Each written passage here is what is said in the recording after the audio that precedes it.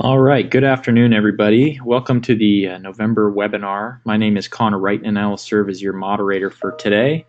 As many of you know, we have a special webinar today because we're keeping it in-house to present the annual NWGA Outlook Study. The Northwest Gas Association Executive Director Dan Kirshner is on hand to lead us through this look at supply and demand of gas in the region, as well as prices and other key topics facing LDCs in the Pacific Northwest. Before we begin, let's take a look at the basics for how these webinars work. We have set aside some time for questions, and we strongly encourage you to ask them as they come up. Each of you will be muted throughout the presentation, so please use the text box to type your questions, and I will interject as needed to introduce them on your behalf. For those of you who would like a PDF copy of this presentation, please send me an email at creiten@nwga.org or respond to the email that I sent out this morning. I'll get you a copy before the close of business today. Also, we are recording and we'll be posting this to YouTube this afternoon. Please reach out if you'd like me to send you a link to that, or you can simply visit the NWGA YouTube page to see all of our webinar recordings.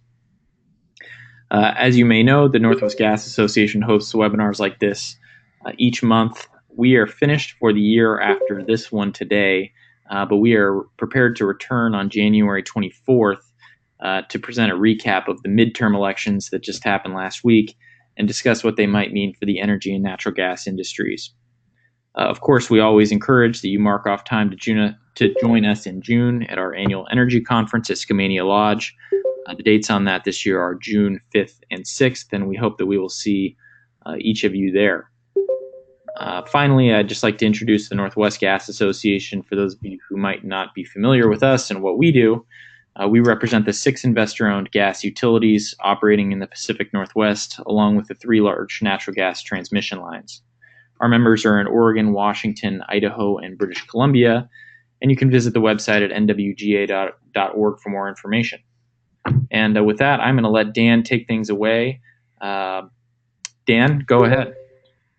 Well, good afternoon, everybody. It's a pleasure to be on. I see lots of familiar names on the list of people listening in. So howdy, good to see your name anyway, if not hear your voice since you're all muted. Glad to be here and glad to be presenting the Outlook study for you. A couple process notes for you. One, we would normally expect to publish a hard copy, a printed copy of the Outlook by about the 1st of December. We're running behind on that. So we're going to look at ways to publish elements of it as we put the entire document together. So as an example, perhaps by as early as the first part of December, we may be able to publish the data tables, which I think most people are quite interested in, the demand forecast and the like. And then as we assemble the narrative going forward, we hope to get that document out right after the first of the year. So that's an FYI for you. Another FYI for you as we launch into what the Outlook is, I thought it would be important to talk a little bit about what I'm not going to talk about today, except in a sort of superficial fashion, and that's the Enbridge rupture and the impact that that's having on both gas prices in the region. I know they were high today and have been high at periods throughout the last few weeks since that happened. I don't talk about that at all. Our price forecasts are really the Energy Information Administration's forecasts, coupled with some information from the Northwest Power and Conservation Council. So we're not equipped to really deal with regional impacts, and that's another point I'll make, is when we get to the supply disruption that we're experiencing because of the Enbridge rupture. I do have a slide that visually depicts what's going on, but we really are not equipped through the Outlook study to talk about these sort of temporal periodic interruptions. So this is a 10-year look at what we think demand and capacity are. I'm going to talk about supply and prices, as I say, from the macro perspective, kind of the North American perspective, if you will. And then what I think most people are interested in is what is unique to the Outlook study, and that's our demand forecast and a quick look at what capacity looks like to meet that demand. So with that, this slide, we could stop right here. There's plenty of natural gas supply across North America. Prices are generally, with the exception of periodic, typically infrastructure-related incursions like the one we're experiencing here in our region. Long-run prices are generally projected to be pretty low. Demand growth in our region is modest. I have a note here on this slide that says we're going to talk about scenarios. I'll get to what I'm going to say about that when we get to that section of the presentation.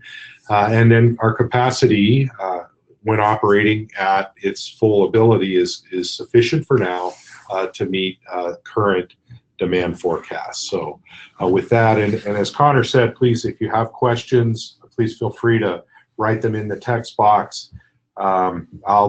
I will be able to see them if you address them to the entire audience, and if I don't see them, Connor will interrupt me and ask your questions at the time that you enter them. So moving on. Shale, we don't need to spend much time on this. There's a lot of it, and it's all over North America. And that I did want to talk a little bit about. I know everybody on this call, or most people on this call, have a clear sense of the difference between producing natural gas out of shale and conventional production, which is where the molecules actually come out of the shale rock in the first place, migrate up to a porous and permeable formation that's capped with an impermeable barrier like sandstone with a clay cap. And that's conventional production. And you can see here, you can begin to get the implications of why producing out of shale with horizontal directional drilling in particular, and fracturing, well stimulation or hydraulic fracturing allows us to produce more gas from a resource that we were not able to produce from before. So one of the things I like to point out on this slide, when I'm talking to less educated audiences about this than you all are, is one of the clear implications of this is in a conventional reservoir, your production horizon is limited to somewhere around the annulus of the wellbore. In a horizontal lateral, that production horizon becomes thousands of feet. Up to even 2 miles today. They're doing that kind of stuff. So the other thing I wanted to do today that we haven't really done in the past is I wanted to show a video of hydraulic fracturing. I'm hoping there's a few people on the call who may not have actually visualized what that process looks like, what horizontal directional drilling and hydraulic fracturing combined looks like. This video was produced by Marathon Oil, and it's a pretty good description. So we're going to take about 5 minutes and view this video, and then we'll launch into the rest of the conversation.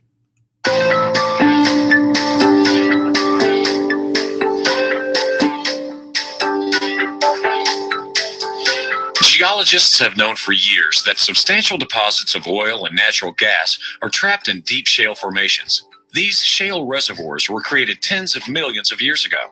Around the world today, with modern horizontal drilling techniques and hydraulic fracturing, the trapped oil and natural gas in these shale reservoirs is being safely and efficiently produced, gathered, and distributed to customers.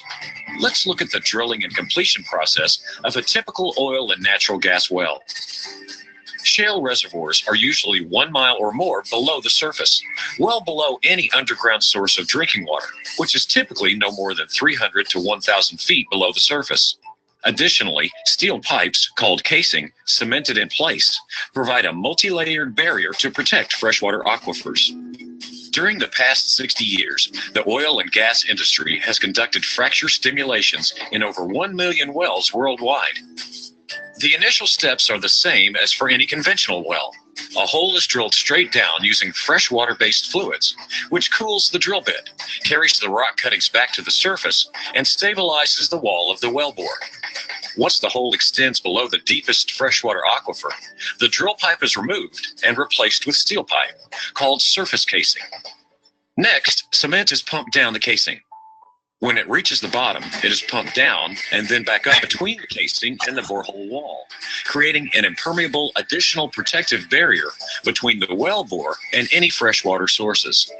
In some cases, depending on the geology of the area and the depth of the well, additional casing sections may be run and, like surface casing, are then cemented in place to ensure no movement of fluids or gas between those layers and the groundwater sources. What makes drilling for hydrocarbons in a shale formation unique is the necessity to drill horizontally. Vertical drilling continues to a depth called the kickoff point.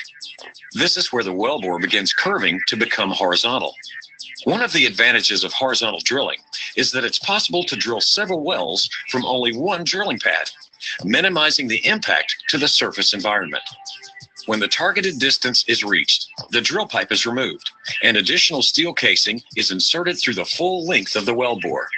Once again, the casing is cemented in place. For some horizontal developments, new technology in the form of sliding sleeves and mechanical isolation devices replace cement in the creation of isolations along the wellbore.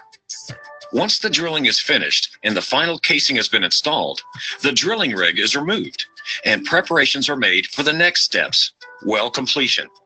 The first step in completing a well is the creation of a connection between the final casing and the reservoir rock. This consists of lowering a specialized tool called a perforating gun, which is equipped with shaped explosive charges, down to the rock layer containing oil or natural gas. This perforating gun is then fired, which creates holes through the casing, cement, and into the target rock. These perforating holes connect the reservoir and the wellbore. Since these perforations are only a few inches long and are performed more than a mile underground, the entire process is imperceptible on the surface. The perforation gun is then removed in preparation for the next step, hydraulic fracturing. The process consists of pumping a mixture of mostly water and sand, plus a few chemicals, under controlled conditions into deep underground reservoir formations. The chemicals are generally for lubrication, to keep bacteria from forming, and help carry the sand.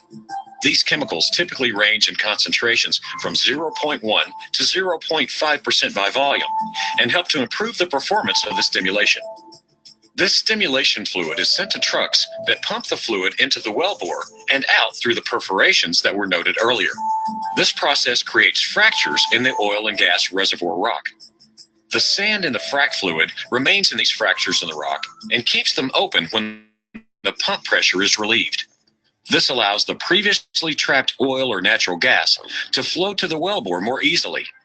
This initial stimulation segment is then isolated with a specially designed plug, and the perforating guns are used to perforate the next stage. This stage is then hydraulically fractured in the same manner. This process is repeated along the entire horizontal section of the well, which can extend several miles.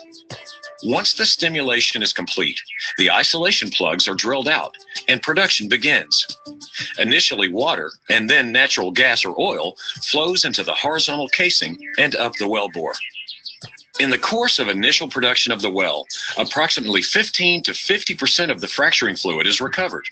This fluid is either recycled to be used on other fracturing operations or safely disposed of according to government regulations.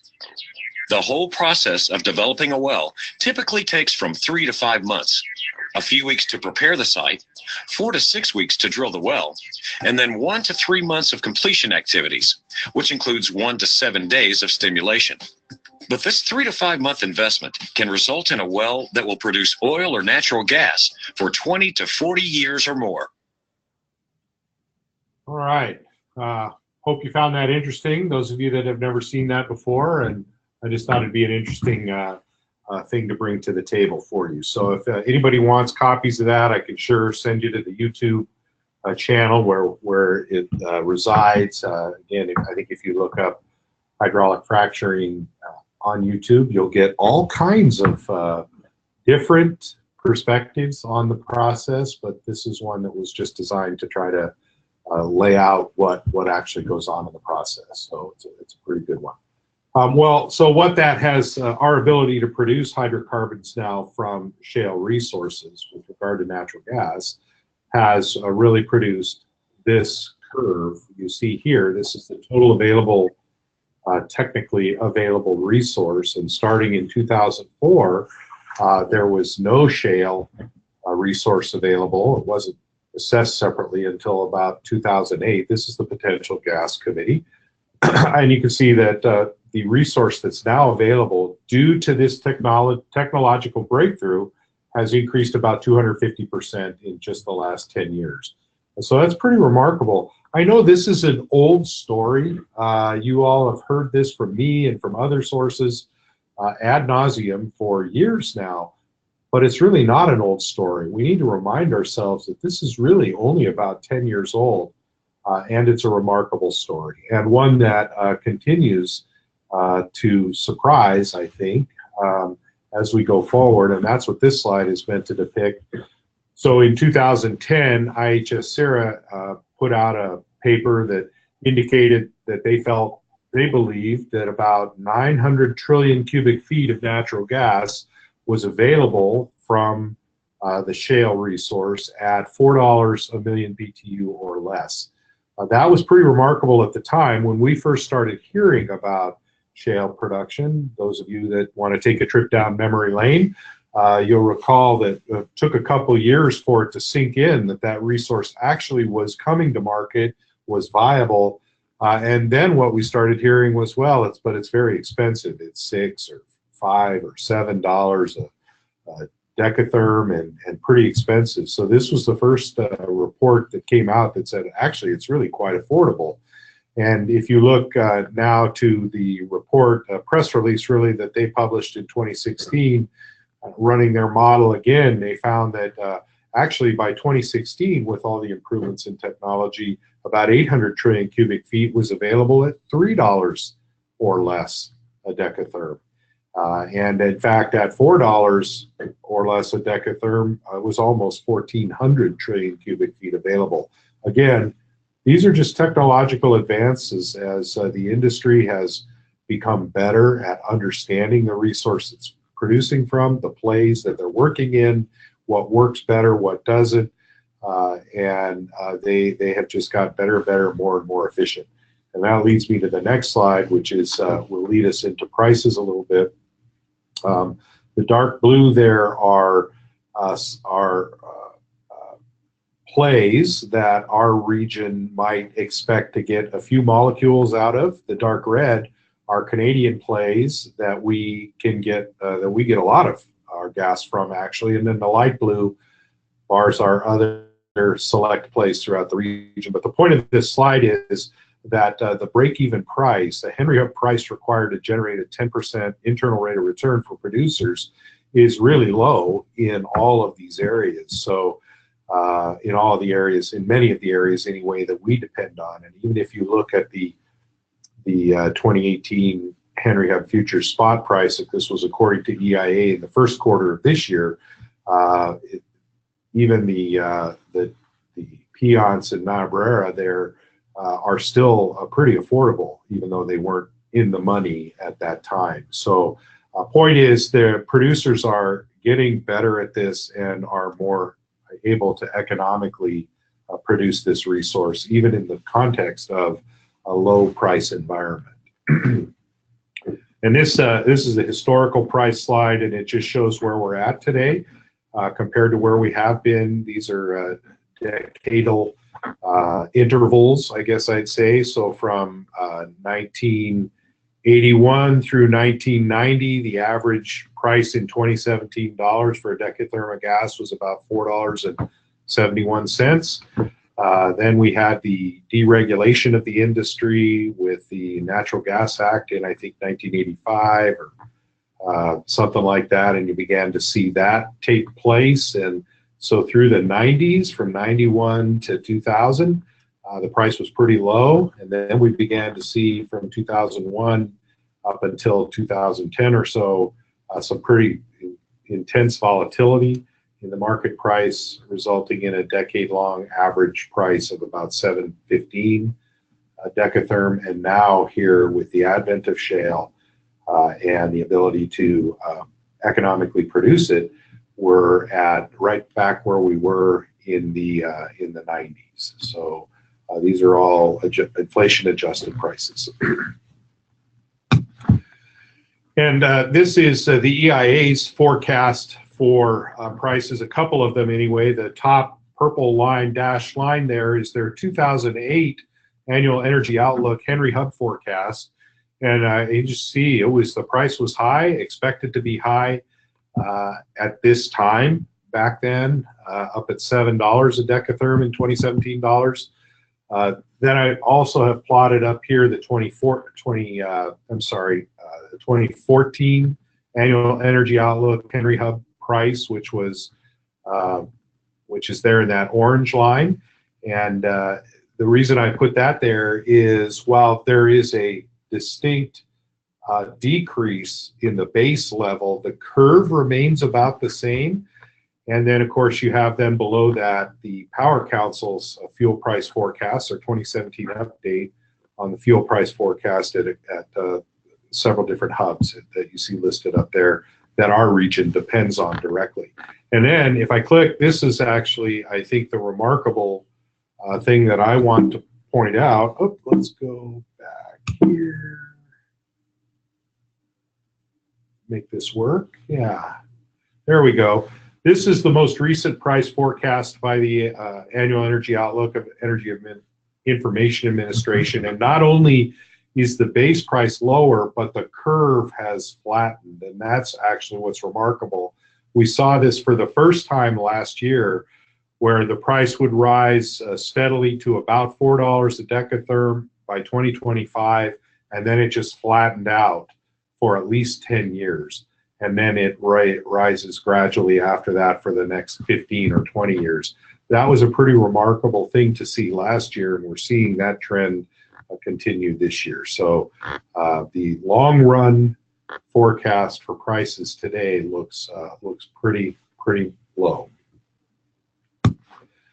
I like to put this in. This is for my friend Connor, who manages on our behalf the Northwest Alliance for Clean Transportation, which is a regional organization that we've stood up to help promote natural gas as a transportation fuel in the region.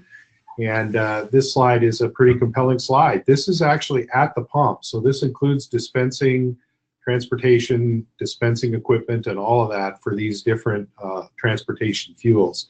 And you can see natural gas remains, this is compressed natural gas, remains a great value as a transportation fuel. So let's transition a little bit now to the thing that I think we bring particular value through our outlook study, and that's demand forecast. The first thing I like to do, though, is take a look at what demand has looked like in the last several years. And you've heard me say it before, most of you on this call, residential and commercial demand has been growing generally, if slowly, over the last 20 years or so. Industrial demand, we've lost a couple of tranches of demand over the last several years, one around the Western energy crisis there at the beginning of the new millennium, and once again around the Great Recession. Of course, the first one was when we lost almost all of the primary metals industry, the aluminum smelters in our region, and I think one of the industries that took the hardest hit in the Great Recession time in our region was the wood and paper products industry, as production was moved to more modern, more productive facilities that had been built, for instance, in the Southeast. And then there at the top in orange, you see gas for the region for generation purposes. So this is the gas-fired generation, the fuel that's used for that. And again, I think you'd see an increasing trend over time, but it's also pretty volatile. If you look at that column around 2011, almost no gas, very little gas used for generation purposes to generate electricity, largely because that was the year we had a real big wind and water year. Many of you will remember that. I think that is prompted some lawsuits with BPA around wind and taking it on the system and the like. So not much gas for that year or the next year. But then if you look at 2015, which was a pretty cool year and warm in the summertime, we burned more gas than we ever have before or since for power generation. That orange line up there is how much electricity our region consumed over each of those years. So overall, we actually deliver the natural gas actually delivers more energy to the region than electricity does, if you count the natural gas that we use to generate some of that electricity. And if you just take a look at end uses, you can see we're not too far off the mark, even with electricity, even with end uses. This is an important discussion as the region considers reducing greenhouse gas emissions and contemplates policies such as electrifying end uses, which we suggest is not a good idea, enormously expensive and disruptive. This helps paint that picture when you take a look at how much energy natural gas is actually delivering to the region. Oh, moving on. This slide just shows what the makeup of demand was across all sectors, and really the picture that we're painting here is that in 1997, 20 years ago or so, 50% of our demand was weather dependent and 50% was not weather dependent. So in wintertime, we were doing okay and the industrials were doing okay. Today, that picture has shifted. So 70% of our load today is now weather dependent load, while 30% of it is an industrial load. So we're using our pipelines differently today. And when we need that gas, as we're experiencing currently, everybody needs that gas at the same time. So that's what this slide depicts. Okay, here's our forecast. Going forward, we've bumped up a little bit since last year. My next slide will depict that a little bit. Last year we were, I think, at 0.8% compound average annual growth rate. We're at overall 1.1% this year, with most of that growth being, again, driven by generation. But the residential growth and commercial growth is also pretty good compared to what it has been in years past. And it's always been below 1% for the last several years, really since the recession, below 1%, sometimes as low as 0.7%. So we're seeing, I think, in this forecast, the robust economy that we're experiencing in our region here. You may wonder, you may ask the question, if anybody has it, what's that bump for generation in the 2021-22 range? That we know that there are 3 coal plants that are coming off, including Boardman in Oregon, including the Centralia's first Boiler 1 in Washington, and Colstrip 1 and 2 in that time frame. And so there is an expectation that natural gas will make up some of that, at least for a period of time. Okay. This slide just tells you that overall growth has grown in each. We are projecting more growth in each sector of our economy than we did compared to last year's outlook forecast. So power generation's up a little bit, industrial's up a little bit, residential, commercial, all up a little bit. So the peak day, however, has gone down a little bit, and I have another slide that shows that in just a moment. In fact, it's this slide right here. So you can see that when we compare our peak day forecast to the 2008 peak day forecast, we've dropped about 10% probably. So there was an impact from the recession. I think the other thing that's going on here is our members individually are rethinking how they design their design day. There seems to be more movement toward a probabilistic design. That is to say, some of our members have shifted from a coldest day on record, some still have that, or coldest day in the last 30 years, to a probabilistic that says 5% probability of occurring or something like that. So we're seeing not just a shift, I think, in the peak day forecast because of economics and perhaps weather, but also because of how we're calculating that peak day going forward. So we want to take just a minute to take a look at capacity here. And this slide just shows different pipeline interconnects and what the capacities are at each of those interconnects.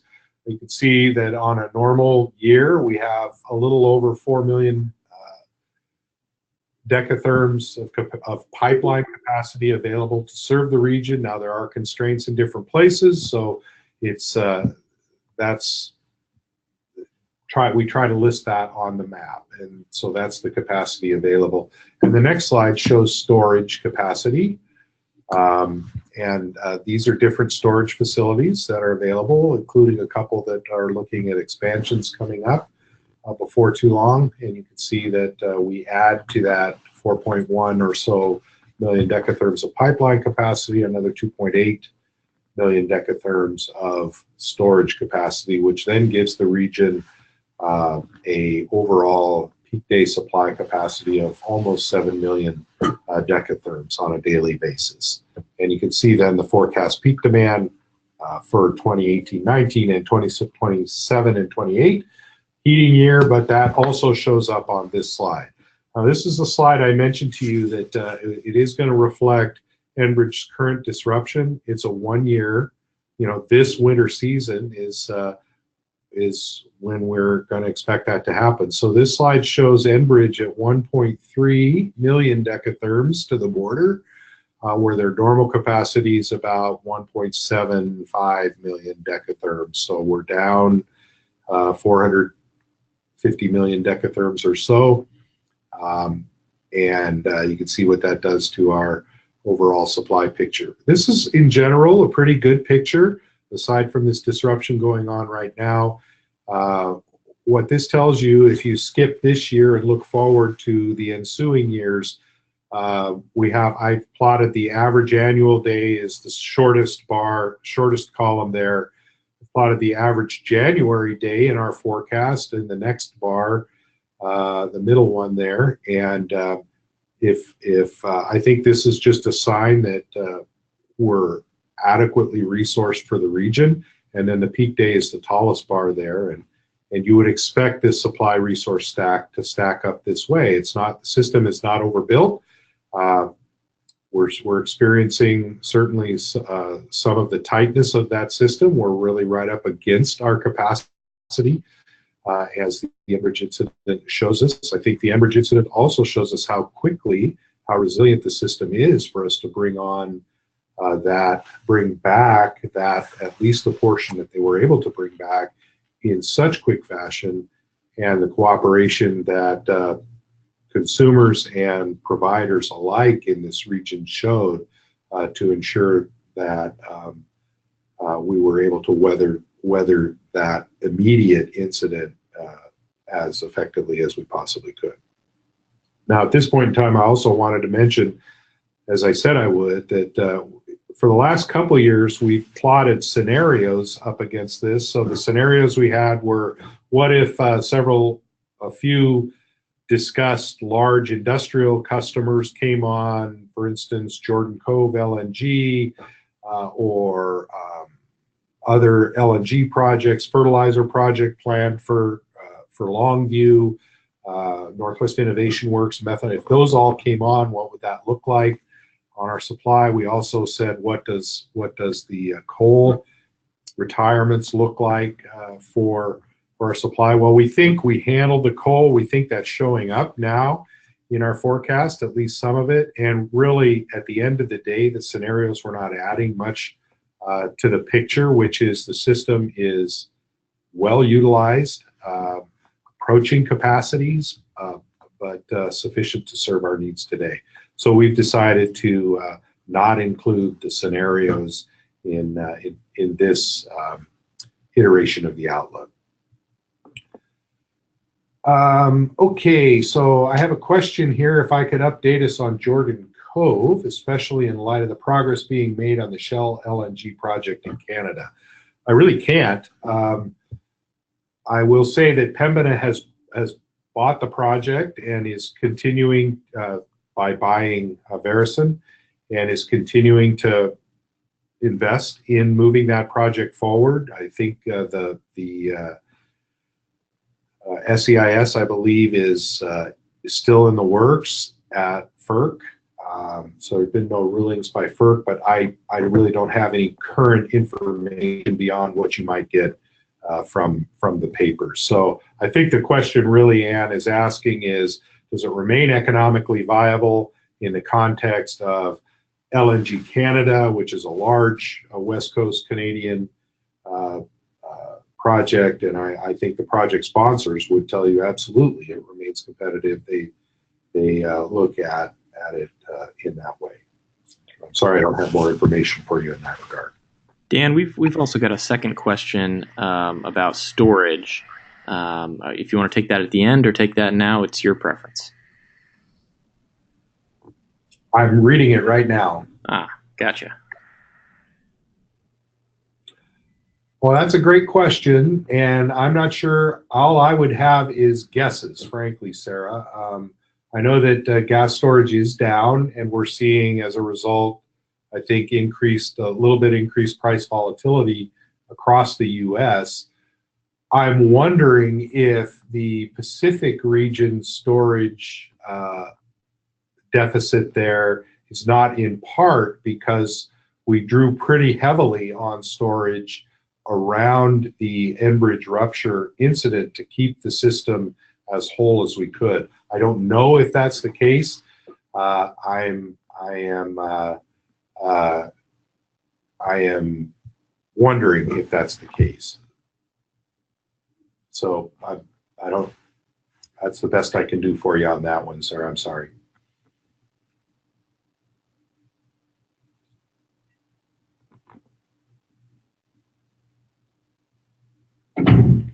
Okay, I have another question here, which it is when looking at the storage dynamic, is Aliso Canyon still showing as storage capacity available if it's not filled? Is that why it's underfilled?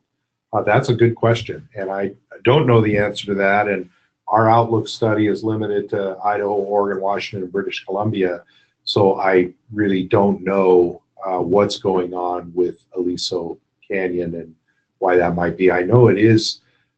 I do know that Aliso Canyon is derated. Its capacity is like 85 billion cubic feet or something like that, and they are certainly not at that level. So that might be that also might be an answer to Sarah's question about why we're seeing some lower utilization or lower filling.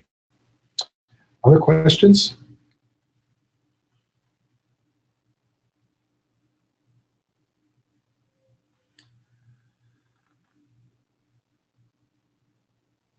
Connor, can you unmute Mary Lang for a moment? She may have something to add to some of this conversation. Sure.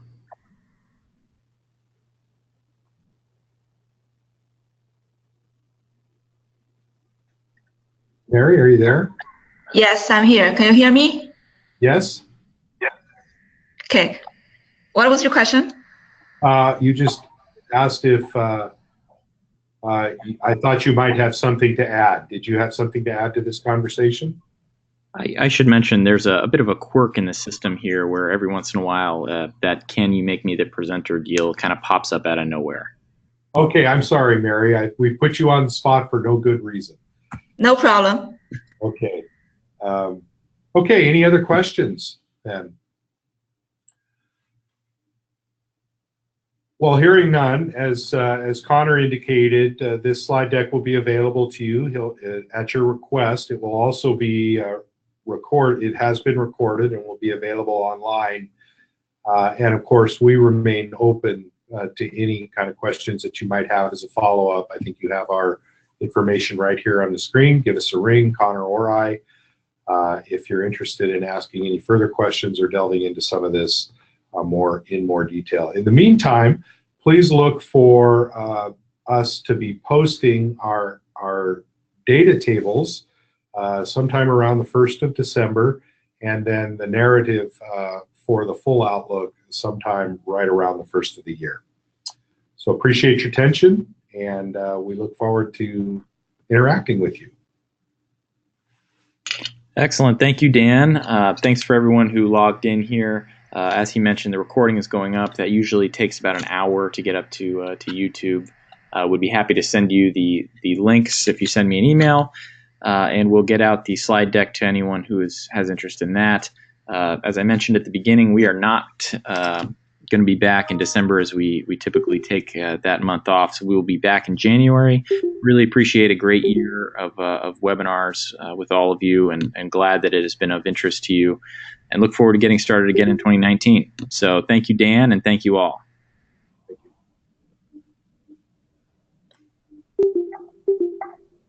you.